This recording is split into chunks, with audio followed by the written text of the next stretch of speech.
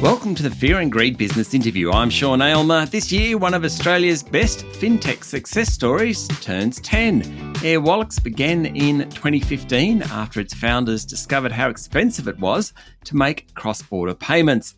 The result was Airwallex, one of Australia's fastest growing companies, helping other businesses to make and receive payments in any currency around the world. Airwallex has attracted backers ranging from Australian venture funds to US and Chinese investment giants, and was most recently valued at about 5.6 billion US dollars. That's about 9 billion Aussie. It's a remarkable success story.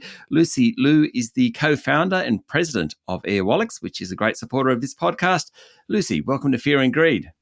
Thank you, Sean. Thank you. Glad to be here. For those listeners who don't know Airwallex, very briefly, tell us the story of how you came up with the idea, because it is a great story. Oh, sure. So I guess almost 10 years ago, my co-founders and I had a Melbourne cafe where we really saw a lot of difficulties in making cross-border payments. And coming from like an engineering and tech background, we thought that, this is a problem that we could create a solution for.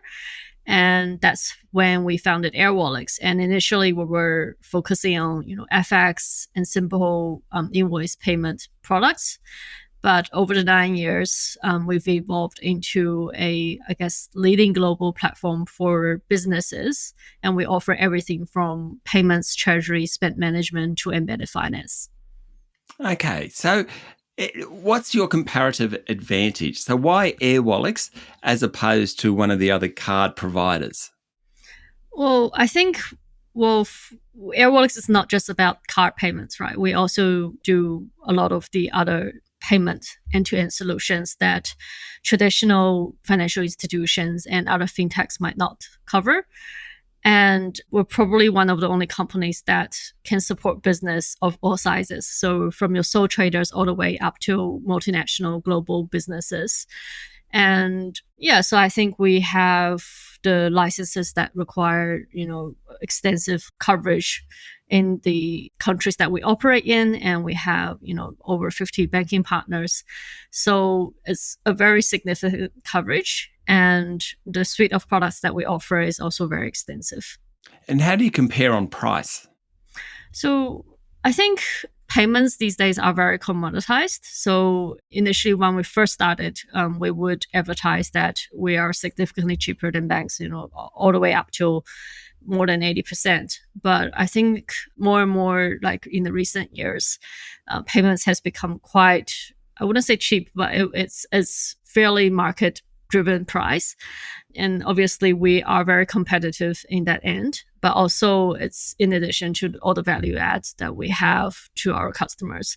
That's, I guess, in a way, more important than the cheaper price. And, it's about adding value, which is why also we launched, embedded finance, which is creating more revenue streams for customers in addition to saving them costs.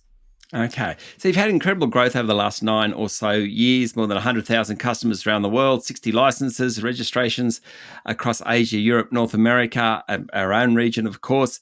I was reading that you're sitting at about $400 million in revenue.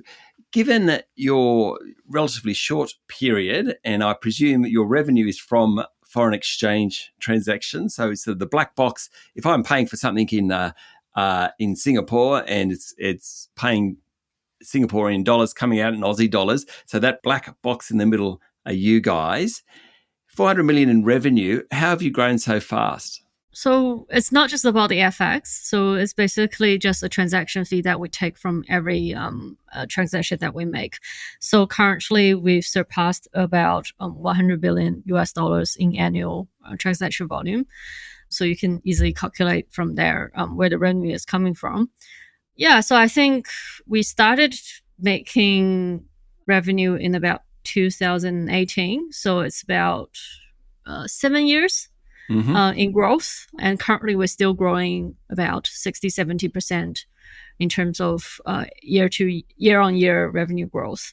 And that's just coming from adding additional products all the time and expanding our coverage, growing into emerging markets where some of the, I guess, the take rates and the transaction fees are fairly high, especially if you're transacting non-US and non-major currency like FX transactions. Mm-hmm. But like I said, as not only from FX, and especially when we started going into the card business and also payment acceptance business, where I guess the margin is slightly higher as well compared to your, like I said, very commoditized FX transactions.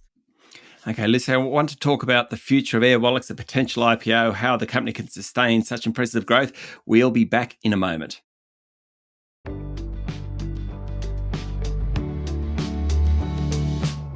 I'm speaking with Lucy Liu, co-founder and president of Airwallex. So how do you keep that growth rate that we're just talking about going? So I think one is having a very strong team and also growing together with the business. We're all about innovation and, embracing the change that's happening in the macro market.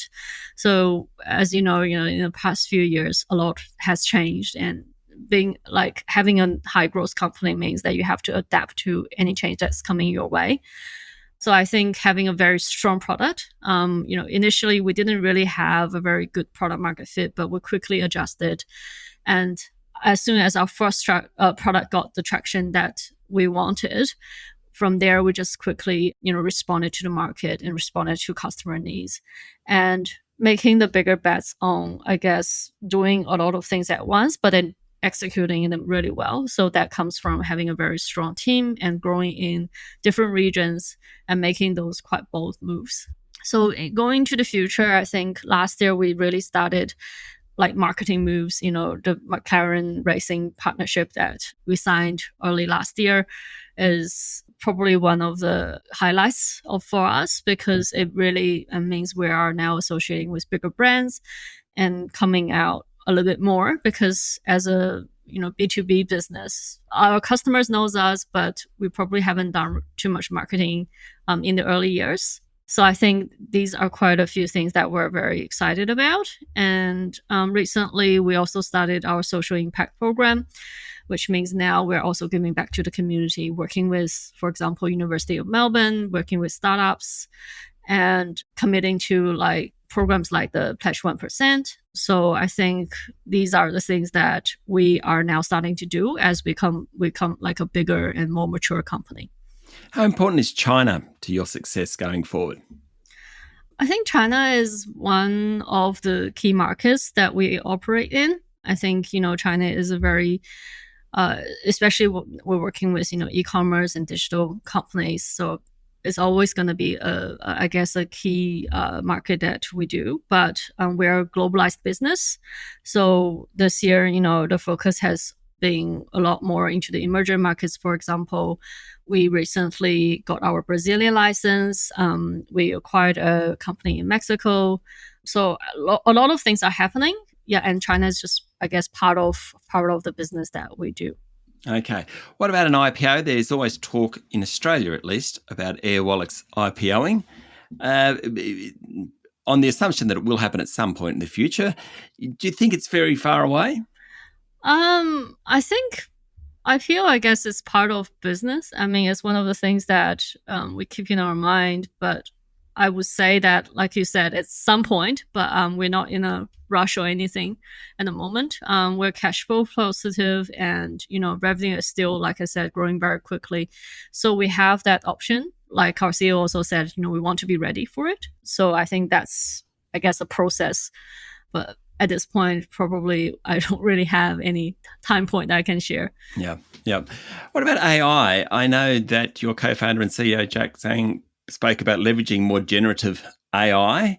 And I mean, as far as I can tell in my research, mostly that's almost about the user experience, using AI to help the user experience. Am I right there? And how do you think you'll be able to use AI going forward? So AI for Airwallex means applications in a lot of areas. It's the bigger concept is obviously, like you said, improving customer experience, in the onboarding process and in customer support.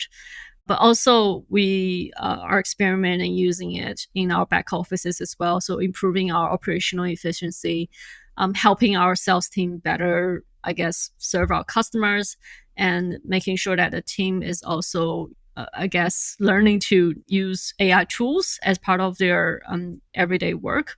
So it's and risk management is another area that we're currently using AI for. So I think right now it's all about testing and trialing and seeing how that translates into like business goals and how that helps us. And it's, I guess, in smaller areas and spread out across the business. Lucy, 10 years ago when you were sitting in the cafe in Melbourne talking about being frustrated about making offshore payments, would you ever have imagined that you would be where you are today?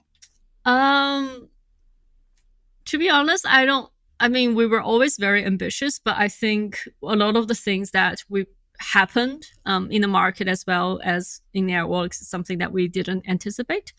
Mm-hmm. And a lot of the ideas, the bigger goal has always been the same, but how we actually got to where we today probably evolved over the years, and is a fast changing environment as well.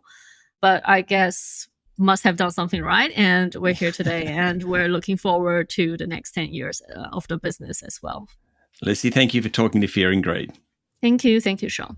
That was Lucy Liu, co-founder and president of Airwallex, which is a great supporter of this podcast. This is the Fear and Greed business interview.